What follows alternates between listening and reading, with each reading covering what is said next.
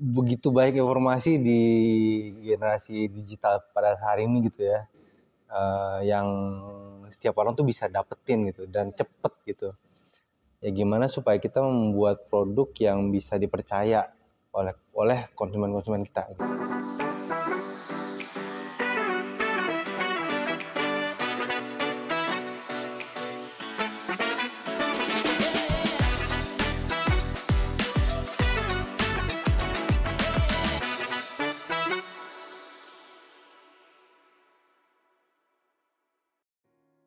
Halo, apa kabar semua? Jumpa lagi di Stalking. Di episode kali ini, masih dalam rangka 32 tahun anniversary dari Synthesis Development. Hari ini, kita kedatangan tamu yang sama istimewanya dengan episode yang lalu, yaitu Pak Aldo Daniel selaku COO Housing dari Synthesis Development. Nah, di sini kita akan membahas bagaimana sih Synthesis Development ke depannya akan terus berinovasi di dalam memenuhi kebutuhan konsumen. Halo Pak Aldo, apa kabar? Halo Tasya. Oke, senang sekali Pak Aldo bisa datang ke sini ya Pak ya. Nah, Pak Aldo mau tanya-tanya nih Pak. Kira-kira apa sih visi awal yang menginspirasi Synthesis Development dan bagaimana visi tersebut bisa berkembang selama 32 tahun terakhir ini? Ya visi awal sih memang kebetulan dimulai oleh bapak saya sendiri ya, Pak Budianto. Ya memang waktu awal itu kita bermimpi untuk menjadi developer yang baik tentunya ya.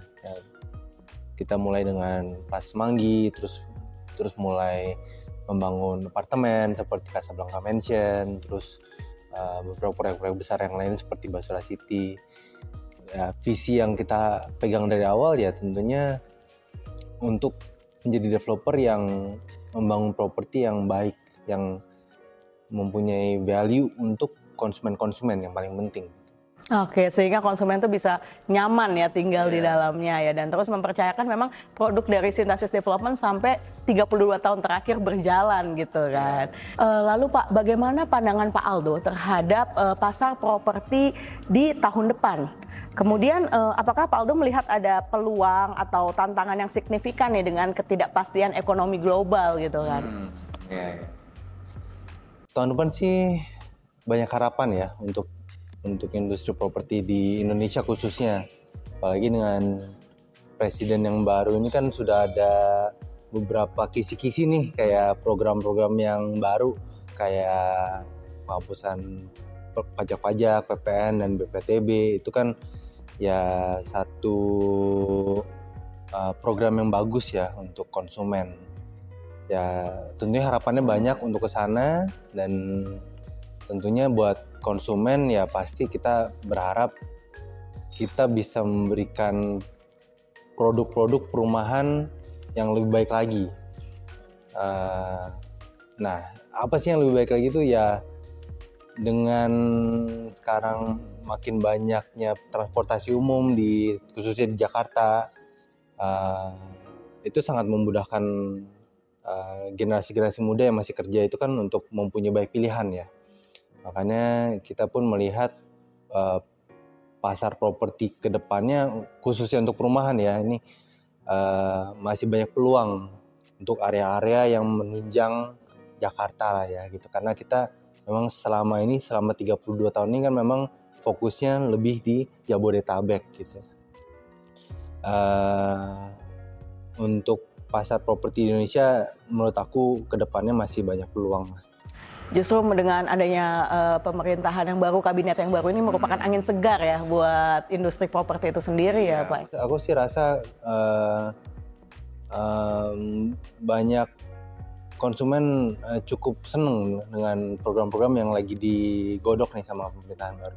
Betul, dan apalagi kan sekarang katanya Gen Z itu lagi giat-giatnya nih mencari properti gitu ya. Semoga dengan adanya kebijakan-kebijakan yang baru yang makin mempermudah generasi Gen Z ini gitu ya, Gen Y juga, properti ini semakin bisa melesat ya, baik itu perumahan maupun apartemen gitu ya. Tapi kalau menurut Pak Aldo sendiri dari industri residensial atau dan high rise sendiri, apartemen gitu, lebih mana nih peluang yang menguntungkan gitu?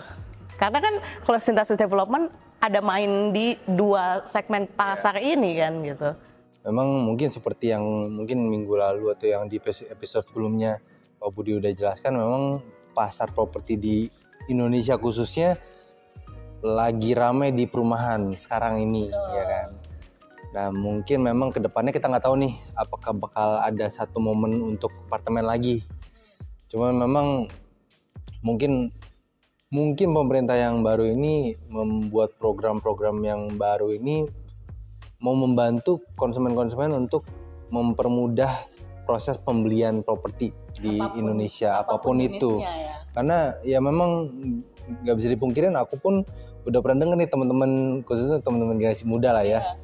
Mendingan sewa deh daripada beli gitu. Betul, itu penyakit Gen Z sekarang ya, walaupun sekarang udah mulai sadar gitu. Karena ya alasannya apa sih yang paling sering didengar ya pajaknya tinggi, repot lah segala macam. Jadi ya menurut aku masih banyak peluang untuk mempermudah proses itu, untuk ya konsumen untuk bisa punya rumah di Indonesia gitu. Betul. Oke, kemudian nah dengan meningkatnya digitalisasi nih Pak, ya kan, dan perubahan gaya hidup konsumen, khususnya dari yang pandemi COVID kemarin gitu ya ke sekarang gitu. Nah, faktor-faktor apa saja yang menurut Pak Aldo itu paling mempengaruhi perkembangan pasar properti, khususnya di tahun depan 2025? Mungkin kalau menurut aku sih dari segi ini ya kita sendiri lah ya yang pakai Instagram, searching website segala macam juga pasti ngerasa lah ya, iklan properti tuh di Instagram contohnya banyak banget kan, banyak banget. Nah itu begitu baik informasi di generasi digital pada hari ini gitu ya, yang setiap orang tuh bisa dapetin gitu dan cepet gitu. Nah mungkin kedepannya nih tahun depan ya bisa dibilang kompetisi sih antara developer dan yang lain. Cuman gimana nih buat Synthesis Development bisa bersaing lebih baik lagi, membuat produk yang bagus dan menyampaikan pesan itu secara efektif ke konsumen-konsumen gitu. Melalui begitu banyak informasi yang ada di mana-mana gitu, baik itu benar atau salah ya. Bahkan kadang anak muda ini, generasi muda ini susah gitu membedakan yang hoax yang mana, yang fakta yang mana gitu ya. Tentunya ya ada baiknya menurut aku juga konsumen punya lebih baik informasi. Kayak contohnya ketika mereka mau serah terima misalnya, mereka udah dapet tuh tips and tricks untuk serah terima, untuk cek kualitas. Jadi lebih pintar. Untuk ngecek kualitas produk yang mereka beli kan ya. Jadi kita pun dari segi developer ya nggak boleh kalah gitu, nggak boleh lengah kalau menurut aku.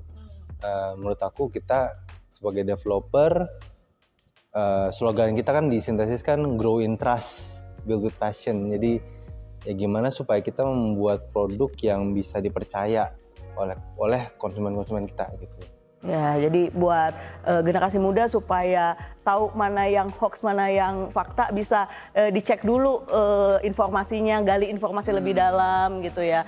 Cek developernya seperti apa gitu. Jadi nggak salah langkah gitu ya di dalam memilih hunian, karena hunian itu kan katanya jodoh-jodohan gitu ya. Jadi kalau jodoh itu kan cuma sekali gitu ya. Walaupun nanti mungkin bisa beli hunian lain lagi, coba untuk yang pertama ini harusnya bisa lebih detail gitu, khususnya yang tadi ya kalau pas mau serah terima udah banyak nih konten-konten gimana supaya pas serah terima itu kualitasnya terjaga, jadi komplainnya tuh bisa lebih lebih maksimal gitu ya.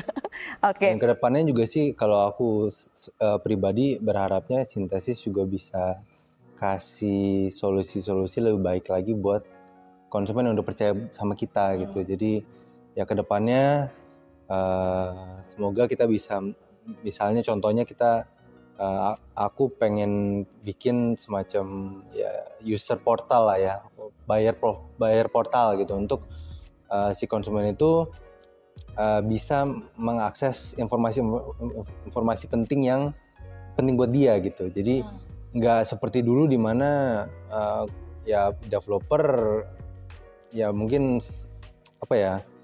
informasi semua di developer gitu, tapi konsumen seperti mungkin kan masalah tagihan, baik itu angsuran ataupun itu IPL segala macam itu kan orang suka lupa ya kadang, dan mungkin kita pun dari developer harus memberikan lebih banyak opsi, misalnya nggak hanya transfer aja tapi bisa bayar pakai metode-metode lain gitu ya.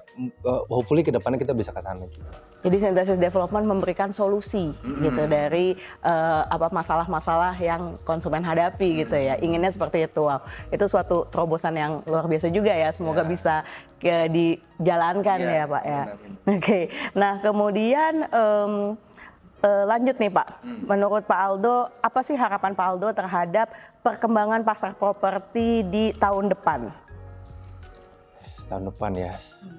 Ya mungkin di tahun ini dari obrolan-obrolan sama teman-teman developer lain dan juga dari melihat market di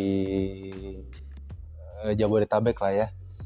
Ya memang aku berharapnya tahun depan bisa lebih baik lagi dari tahun ini. Mungkin tahun ini masih banyak yang wait and see gitu, dengan banyak yang mungkin agak ragu, mungkin agak takut dengan perubahan pemerintahan yang tahun ini terjadi kan. Ya mungkin tahun depan dengan udah selesainya pemilu dan pemerintahan baru juga udah lebih settled, aku berharapnya pasar properti pun lebih meningkat lah ya, baik dari segi konsumen yang beli untuk tinggal, baik yang untuk investor pun juga kita berharap bisa lebih meningkat lagi lah gitu. Pertumbuhan yang signifikan ya. Iya. Lagi kan abis ini pilkada nih. Pilkada harusnya udah lebih tenang ya. Cuma tetap harus beli secepatnya sih, karena kan sekarang masih ada program yang PPN. Iya. Nah itu kan yang udah ada tuh, tapi mungkin orang tuh ngerasanya kayak nanti ada lagi gitu. Nah, belum tentu juga gitu. Ya memang nggak ada yang tahu sih ya. Tapi ya kita sih kan selalu ada pepatah di properti kan, the right time to buy property is always 5 or 10 years ago lah gitu kan. Ya why wait gitu. Dan kita pun dari Synthesis ready untuk bantu prosesnya apa segala macam, pasti kita bantu. Oke, kalau gitu. Nah, Pak Aldo, ada apa lagi nih di Synthesis Development untuk kedepannya? Proyek-proyek baru seperti apa? Mungkin bisa di spill the tea lah dulu. Ya, mungkin kalau berkaca dari Synthesis dari awal ya, memang kita dulu sukses dan besar karena kita berhasil membuat satu produk yang sangat menjawab kebutuhan pasar. Kayak contohnya waktu kita bangun Kalibata City, Basura City, itu the right product at the right place, at the right price, for the right people juga gitu. At the right time juga. At the right time juga. Ya kita bisa lihat berapa ribu orang yang sekarang tinggal di Basura dan menikmati produk yang bagus di lokasi yang bagus gitu kan.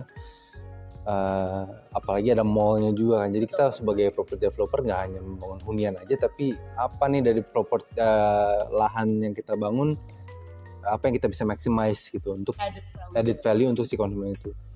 Ya hopefully sih kedepannya kita bisa membangun sesuatu yang seperti itu. Mungkin dalam bentuk, kali ini mungkin nggak dalam bentuk apartemen tapi dalam bentuk planned housing. Nah ya kita lagi merancangkan satu proyek di lokasi yang cukup strategis, dekat dengan stasiun KRL, jadi sangat cocok untuk teman-teman yang kerja di Jakarta, itu sangat cocok lah ya. Dan lokasinya juga sangat menjanjikan, di lokasi di Parung Panjang. Oh, bagus tuh. Iya, dengan developer cukup besar di sekitarnya. Nah, itu kita akan bangun suatu kawasan yang cukup besar. Ya kita belum bisa spill berapa besarnya, cuman kita akan bangun suatu hunian di sana. Ya hopefully dengan itu tadi harapan yang membuat properti mungkin nggak hanya rumahnya aja, tapi kita membangun properti tunjangan di sana tuh bisa yang menunjang si kebutuhan pembeli di sana, penghuni di sana. Oh, oke. Berarti ini produk baru yang akan luar biasa juga dan semoga bisa seperti proyek yang sebelumnya kalau Basura City, tapi itu apartemen, ini hunian. Harga yang sangat menarik kan, dia harga yang sangat affordable. Ya kita berharap kita nggak hanya membangun hunian untuk yang membangun aja, tapi membangun hunian yang benar-benar menjawab kebutuhan si konsumennya gitu. Membangun kehidupan. Kita akan pastikan di setiap sudut-sudut huniannya misalnya ada area-area bermain untuk anak-anak, untuk memastikan supaya ada ruang-ruang komunal lah gitu di dalamnya. Jadi nggak hanya rumah tok aja gitu. Ya, berarti udah di-spill bahwa ini akan kids friendly dan anak muda banget gitu ya, karena ada ruang untuk mereka bisa bersosialisasi gitu ya. Jadi bukan hanya sekedar hunian, tapi ini adalah rumah yang nyaman untuk penghuninya. Oke Pak Aldo, terima kasih banyak untuk informasinya, luar biasa sekali. Semoga Synthesis Development akan terus berinovasi dan menjawab kebutuhan konsumen dengan baik ya Pak ya. Oke, Homers, kalau gitu sudah selesai pembahasan kita kali ini. Sampai bertemu di Stalking berikutnya. Bye-bye.